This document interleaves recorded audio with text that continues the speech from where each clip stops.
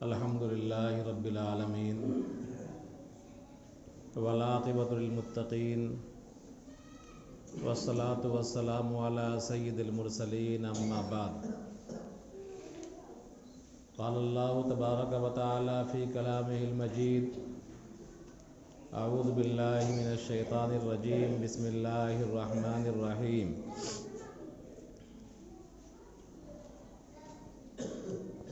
یا ایھا الذین آمنوا کتب علیکم الصیام کما کتب علی الذین من قبلکم لعلکم تتقون وقال النبی صلی اللہ علیہ وسلم قال اللہ عز وجل الصوم لی وانا اجزی بہ او کما قال علیہ الصلاۃ والسلام۔ محترم بزرگوں، عزیز ساتھیوں، اللہ رب العزت کا شکر گزار ہونا چاہیے ہم تمام مسلمانوں کو کہ اللہ تبارک و تعالیٰ نے اپنی فضل اور مہربانی سے یہ ماہ مبارک ہم سب کو عطا فرمایا اور اس کا اہم فریضہ روزوں کی شکل میں ادا کرنے کی توفیق بخشی۔ بہت سارے لوگ جو پچھلے سال ہمارے ساتھ تھے، رمضان میں روزے رکھ رہے تھے، تراویح پڑھ رہے تھے، بہت تو اس دنیا میں نہیں رہے، ان کو یہ ماہ مبارک نہیں ملا۔ تو اللہ رب العزت کا شکر گزار ہونا چاہیے کہ ہم سب باحیات ہیں اور اس ماہ مبارک میں زندگی گزار رہے ہیں۔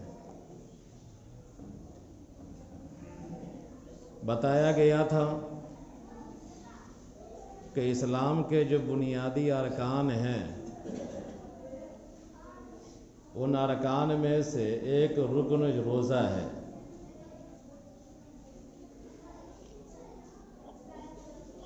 رکن کا مطلب یہ ہوتا ہے کہ اس کو ادا کرنا فرض ہے، اس کا انکار کر دینا کفر ہے، اور عملی طور پر چھوڑ دینا سخت گناہ ہے، گناہ کبیرہ ہے۔ تو روزہ بھی اسلام کا رکن ہے۔ ہر عاقل بالغ مسلمان مرد و عورت پر فرض ہے، اس کو رکھنا ضروری ہے۔ اگر کوئی مسلمان روزے کا انکار کر دے تو وہ مسلمان نہیں رہتا، ایمان کے دائرے سے نکل جاتا ہے، کافر ہو جاتا ہے۔ اور کوئی آدمی بغیر کسی عذر کے جان بوجھ کر روزہ چھوڑ دے تو یہ سخت گناہ ہے، گناہ کبیرہ ہے۔ میں نے آیت پڑھی ہے اور حدیث کا ٹکڑا پڑھا ہے۔ آیت کا تعلق روزے سے ہے اور حدیث کے ٹکڑے کا تعلق روزے کے اجر سے ہے۔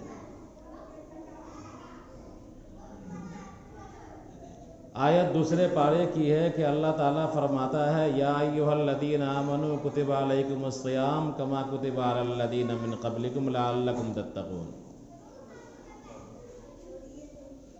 سن 2 ہجری کی آیت ہے۔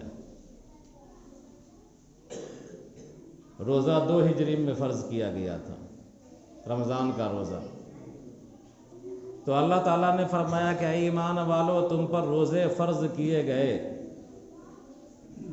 اسی طرح جس طرح تم سے پہلی جو قومیں گزری ہیں ان قوموں پر روزہ فرض کیا گیا تھا۔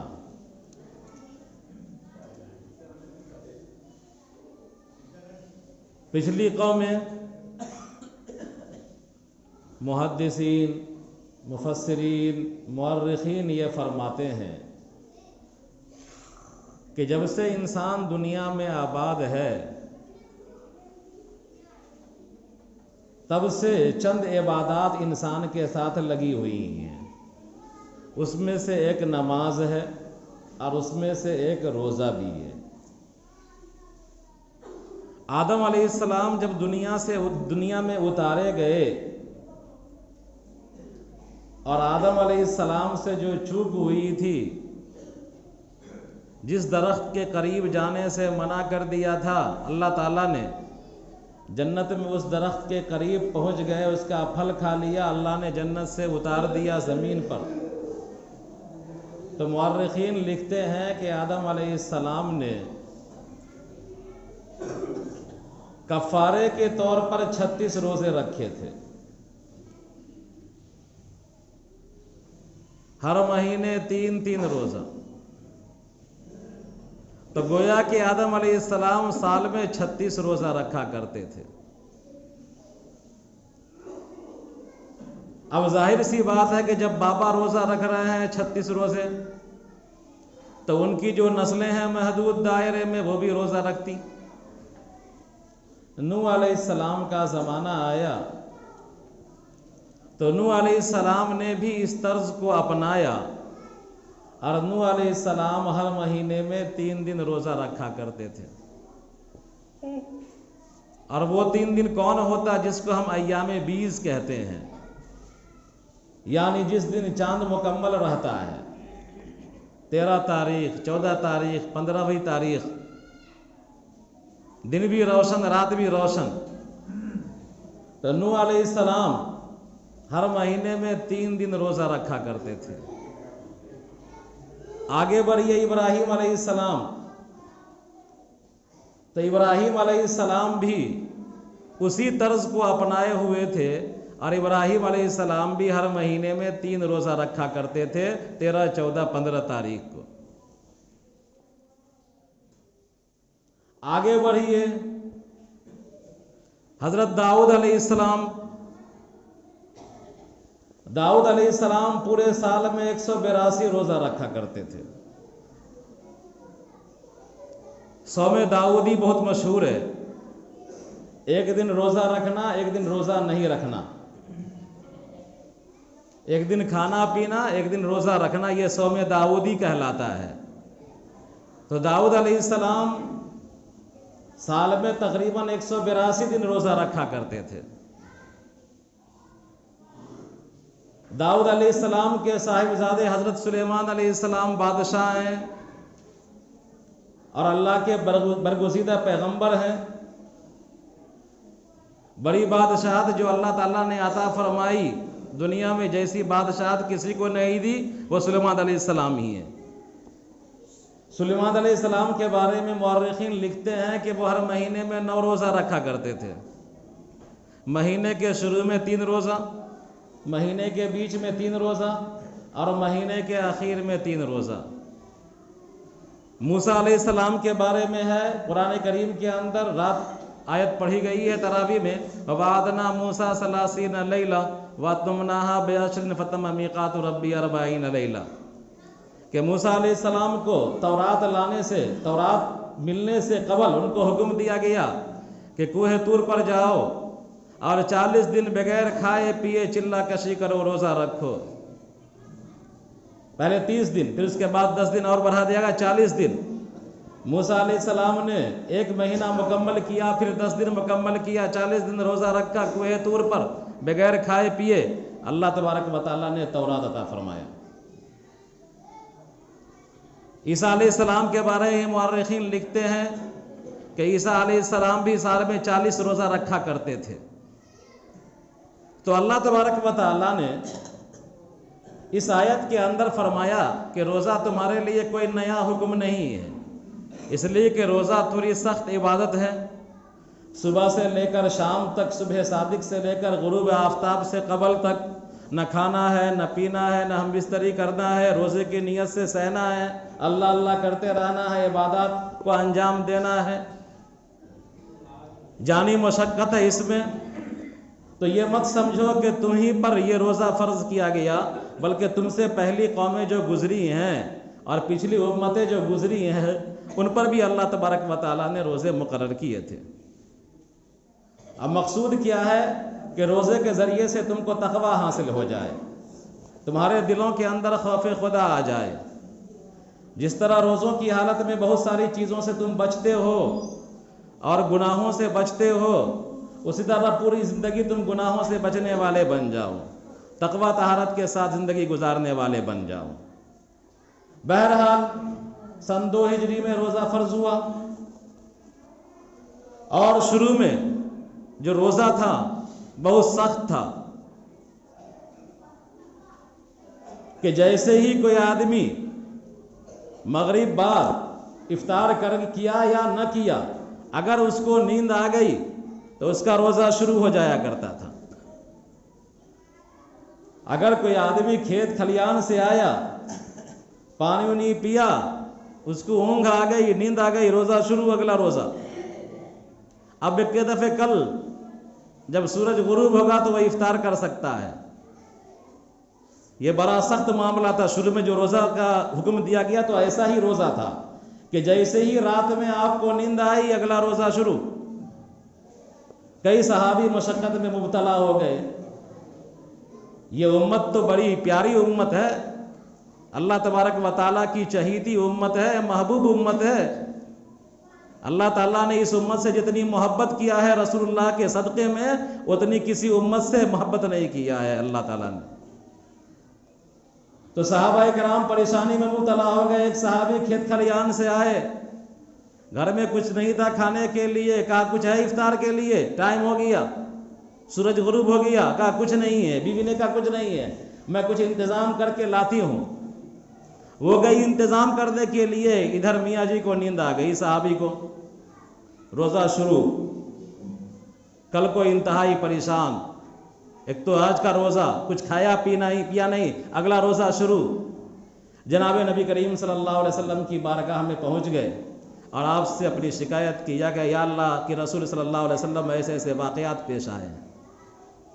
تو اللہ تبارک و تعالیٰ نے تخفیف کر دیا، اس امت کی پریشانی کو آسان کر دیا اور تخفیف کر دیا کہ وَأُحِلَّ لَكُمْ لَيْلَةَ الصِّيَامِ الرَّفَثُ إِلَىٰ نِسَائِكُمْ هُنَّ لِبَاسٌ لَكُمْ وَكُلُوا وَاشْرَبُوا حَتَّىٰ يَتَبَيَّنَ لَكُمُ الْخَيْطُ الْأَبْيَضُ مِنَ الْخَيْطِ الْأَسْوَدِ مِنَ الْفَجْرِ، کہ رات اب روزے میں نہیں ہے، رات کو مستثنیٰ کر دیا گیا، چھانٹ دیا گیا۔ رات میں تم کھاؤ پیو صبح صادق سے پہلے تک۔ اگر تم کو شہوت ہے، خواہش پوری کرنی ہے اپنی بیوی سے، تو تم تسکین بھی حاصل کر سکتے ہو، تم کو مکمل اجازت مل گئی۔ اب سونے سے تمہارا روزہ شروع نہیں ہوگا، بلکہ اب تمہارا روزہ شروع ہوگا کب؟ جب صبح صادق ہو جائے گا تب تمہارا روزہ شروع ہوگا۔ پھر شروع میں جب سخت معاملہ تھا تو ایک فیسلٹی بھی تھی لوگوں کو، اور وہ فیسلٹی یہ تھی کہ جو کوئی چاہے روزہ رکھے اور جو کوئی چاہے فدیہ دے دے روزے کا بدلہ، مال کی شکل میں، صدقے کی شکل میں، کام چل جائے گا۔ چند دن چلا، اللہ تبارک و تعالیٰ نے اس کو بھی تبدیل کر دیا، تو اوقات کے اندر بھی تخفیف کر دیا اللہ تبارک و تعالیٰ نے۔ اور جو انسان کو فیسلٹی حاصل تھی کہ چاہے کہ ہم روزہ رکھیں، گرچہ ہم صحت مند ہوں، مقیم ہوں، مسافر نہ ہوں، بیمار نہ ہوں، اختیار تھا کہ ہم چاہے روزہ رکھیں چاہے ہم فدیہ دیں، اللہ تبارک و تعالیٰ نے اس کو ختم کر دیا، فیسلٹی ختم کر دی، اور کہا من شہد منکم الشہر فلیصم، کہ جو کوئی عاقل بالغ مرد و عورت رمضان المبارک کا مہینہ پائے گا تب اس کے لیے روزہ رکھنا ہی اب لازم ہو گیا، اللہ یہ کہ کوئی بیمار ہو جائے، اللہ یہ کہ کوئی سفر پر چلا جائے، اور سفر بھی لمبا ہو، سفر بھی لمبا ہو، تقریباً 76 کلومیٹر کا سفر ہو، اتنا لمبا سفر ہے، چاہے موٹر سائیکل سے جائے چاہے بس سے جائے، تو اس کو اللہ تبارک و تعالیٰ نے اجازت دیا کہ اگر سفر کی مشقت کی وجہ سے تم روزہ نہیں رکھ سکتے ہو تو چھوڑ دو، آئندہ قضا کر لینا، فَعِدَّةٌ مِّنْ أَيَّامٍ أُخَرَ، دوسرے دنوں میں تم قضا کر لینا۔ بیمار ہے، اس رمضان میں روزہ نہیں رکھ سکتا، لیکن امید ہے کہ صحت یاب ہو جائے گا، تو پورے سال کبھی بھی وہ قضا کرے گا، چھوٹ نہیں ہے۔ ایسا نہیں کہ بیمار ہے، بیمار پڑ گیا، فدیہ سے کام چلا لے گا، گرچہ بعد میں صحت مند ہو جائے، تندرست ہو جائے، روزہ رکھ سکتا ہے، سردی کے دنوں کے اندر روزہ رکھ سکتا ہے، لیکن وہ یہ سوچ لے کہ فدیہ ہم دے چکے ہیں، کام چل گیا، میرا کام نہیں چلنے والا، لہذا ایسا بیمار فدیہ اسی بیمار کے لیے ہے جو بیمار اتنا بیمار ہو کہ پورا رمضان بیمار رہے اور بیماری کے بعد پورے سال میں اس کو اتنی طاقت نہ آئے کہ وہ روزہ قضا کر سکے. ایسے آدمی کے لیے سہولت ہے کہ وہ فدیے سے کام چلا لے، اللہ تبارک و تعالیٰ مواخذہ نہیں کرے گا. لیکن ایسا بیمار جو رمضان میں بیمار ہوا ہے، چند دنوں کے بعد ٹھیک ہو گیا، شوال میں ٹھیک، ذی-القعدہ میں ٹھیک، جنوری میں ٹھیک، دسمبر میں ٹھیک، جارے کے دنوں کے اندر ٹھیک ہے، وہ آسانی سے روزہ رکھ سکتا ہے، اس کو طاقت ہے روزہ رکھنے کی. اگر خدا نہ خواستہ وہ فدیہ بھی دے دیا ہے رمضان میں تو اس کا فدیہ کل عدم ہو جائے گا، طاقت آ جائے گی، روزہ رکھنا ہوگا، اس کو لازم ہوگا روزہ. اور اللہ تبارک و تعالیٰ کے یہاں پوچھ گچھ ہوگی اگر روزہ نہیں رکھتا ہے تو. بہرحال روزے کے بارے میں کچھ باتیں تھیں جو قرآن کریم کے اندر آئی. میں نے حدیث کا ٹکڑا پڑھا ہے کہ جناب نبی کریم صلی اللہ علیہ وسلم نے اللہ رب العزت کا ارشاد نقل کیا ہے، اس کو حدیث قدسی کہتے ہیں، کہ حضور صلی اللہ علیہ وسلم جس مضمون کو اللہ کی طرف منسوب کر کے بیان کرے کہ اللہ کہتا ہے، اللہ فرماتا ہے، تو وہ حدیث قدسی کہلاتی ہے. تو فرمایا الصوم لی وانا اجزی بہ، کہ روزہ جو انسان رکھتا ہے وہ بھوکا پیاسا رہتا ہے، مشقت اٹھاتا ہے، آلائشوں سے بچتا ہے، گندگیوں سے بچتا ہے، روزہ توڑنے والے اعمال سے بچتا ہے، اور یہ سب میرے خاطر سہتا ہے، اللہ کی رضا کے خاطر سہتا ہے. تو فرمایا الصوم لی وانا اجزی بہ، کہ روزہ میرے لیے ہے اور میں خود اس کا بدلہ دوں گا. جتنے اعمال ہیں انسان کے، ان تمام اعمال کے بارے میں اللہ نے بتلا دیا کہ جو کوئی ایک نیکی کرے گا 10 گنا ملے گا. اللہ تبارک و تعالیٰ نے بتلا دیا کہ ایک نیکی کا 700 گنا مل سکتا ہے. رسول اللہ صلی اللہ علیہ وسلم نے بتلا دیا کہ بسا اوقات ایک نماز کا 1000 نماز کا ثواب مل جائے گا، 50,000 نماز کا ثواب مل جائے گا. مسجد اقصی میں نماز پڑھو گے 1000 نماز کا ثواب مل جائے گا ایک نماز کا. مسجد نبوی میں پڑھو گے 50,000 نماز کا ثواب مل جائے گا، اور بیت اللہ میں پڑھ لو گے 1,00,000 نماز کا ثواب مل جائے گا. تو تمام اعمال کی جزا اللہ تبارک و تعالیٰ نے بتلا دیا ہے کہ کیا ہے، حج کا بدلہ کیا ہے، نماز کا بدلہ کیا ہے، صدقے کا بدلہ کیا ہے. لیکن یہ روزہ ایسی عبادت ہے جو اللہ تبارک و تعالیٰ نے اس کے اجر کو مخفی رکھ لیا اور چھپا دیا اللہ تبارک و تعالیٰ نے، اور اس کا مظاہرہ وہ کرے گا قیامت میں. اس لیے فرمایا الصوم لی وانا اجزی بہ، کہ روزہ تو میرے لیے ہے اور میں خود اس کا بدلہ دوں گا. اور اللہ تبارک و تعالیٰ جس کا بدلہ دے، جو بدلہ دے، اس بدلے کا کیا کہنا. حدیث کے اندر صرف اس کی ایک جھلک بتلائی گئی ہے. بندہ لالچی ہے، انسان لالچی ہے، اور جنت کا حریص ہے انسان، بشرطے کہ ایمان بھی ہو اندر. تو انسان نے جب سنا کہ روزہ میرے لیے ہے، میں خود اس کا بدلہ ہوں، تو اس کے اندر طلب ہوئی کہ کیا بدلہ ملے گا، کچھ اشارہ تو ہو جائے. جناب نبی کریم صلی اللہ علیہ وسلم نے فرمایا للصائم فرحتان، للصائم فرحتان، فرحت عند فطرہ و فرحت عند لقاء الرحمن، کہ روزے دار کے لیے 2 خوشی ہے. ایک خوشی اس کو ہر دن ملتی ہے یا مہینے کے ختم پر ملتی ہے عید کی شکل میں، ہر دن ملتی ہے افطار کی شکل میں، اور مہینے کے ختم پر ملتی ہے عید کی شکل میں. ایک خوشی تو یہ ہے.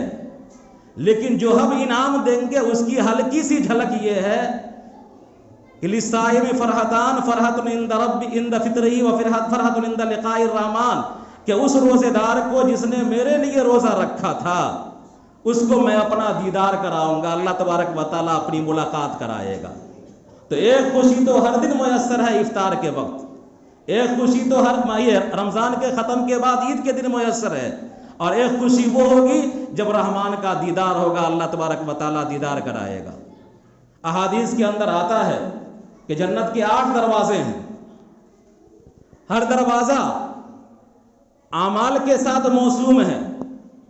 کسی دروازے کا نام باب الصلاۃ ہے، نماز کا دروازہ، کسی کا نام ہے باب الزکوٰۃ، زکوٰۃ کا دروازہ، کسی کا نام ہے باب الحج، حج کا دروازہ، کسی کا نام ہے باب الایمن، بے حساب کتاب والوں کا دروازہ، بے حساب کتاب جنت میں جانے والوں کا دروازہ، کسی کا نام ہے باب الصدقہ، صدقہ و خیرات کا دروازہ، کسی کا نام ہے باب الکاظمین الغیظ والعافین عن الناس، کہ ان لوگوں کا دروازہ جو لوگوں کو معاف کرتے ہیں، درگزر کرتے ہیں، اور کسی دروازے کا نام ہے باب العلم و ذکر، علم والوں کا دروازہ، ذکر والوں کا دروازہ۔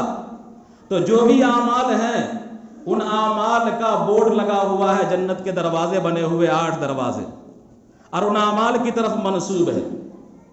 اور دروازے کے بارے میں آتا ہے حدیث کے اندر کہ ایک دروازے کا جو گیٹ ہے اور ان دونوں گیٹوں کے درمیان جو فاصلہ ہے، نبی کریم صلی اللہ علیہ وسلم فرماتے ہیں 40 سال کی مسافت، کہ ایک پلر سے دوسرے پلر کی طرف جو جائے گا 40 سال تیز رفتار سوار جو دوڑے گا گھوڑے سے، اور جتنے دور پہنچے گا تو ایک دروازے کی چوڑائی اتنی ہے۔ اور حدیث کے اندر آتا ہے کہ ان دروازوں پر میری امت کی بھیڑ ہوگی انشاءاللہ۔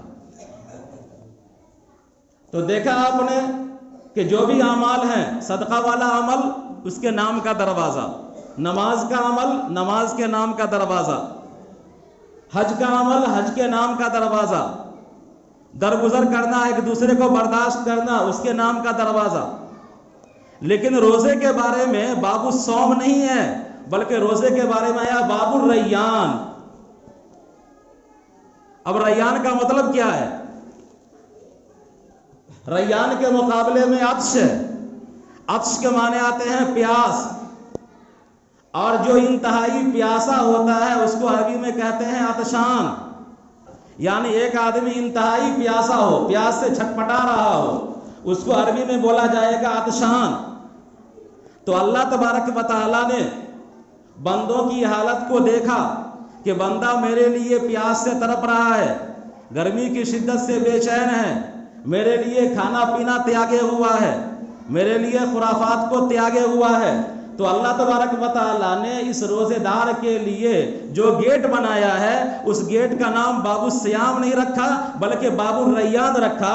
ریان کا مطلب ہے کہ ایک آدمی انتہائی پیاسا ہے اور اچانک اس کو شربت مل جائے، ٹھنڈا پانی مل جائے، خوب شکم سیر ہو کر کے پی لے، تو اس کو جو روحانی جسمانی لذت اور فرحت حاصل ہوگی اس کو کہا جائے گا ریان۔ تو عطشان کے مقابلے میں ریان ہے۔ روزے داروں کو اس باب ریان سے گزارا جائے گا۔ اس کو یوں سمجھ لے، ہلکی سی جھلک اس کی، کہ جس طرح